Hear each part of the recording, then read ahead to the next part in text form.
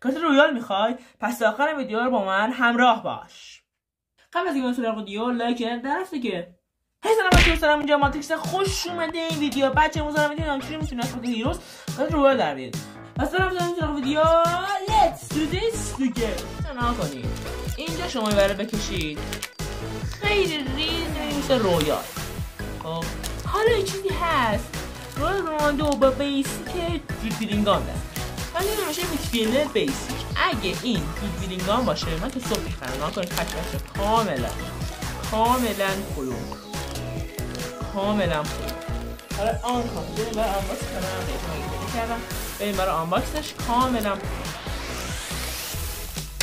امیده خیلی واسه بچه‌ها به جان خودم این جود بیلینگام شروع رونالدو چه کسی؟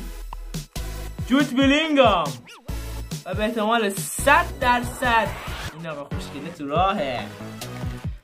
و کارت بعدیش رویال رئال پرتغال، همه میدونیم کریستیانو رونالدو. رویال کریستیانو رونالدو بنازم خودش شکره. و بچه باش جک گریلیش، رابرت لواندوفسکی.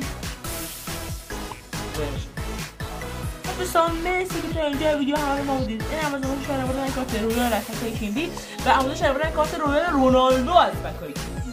تا یه ویدیو دیگه خدا نگهدار.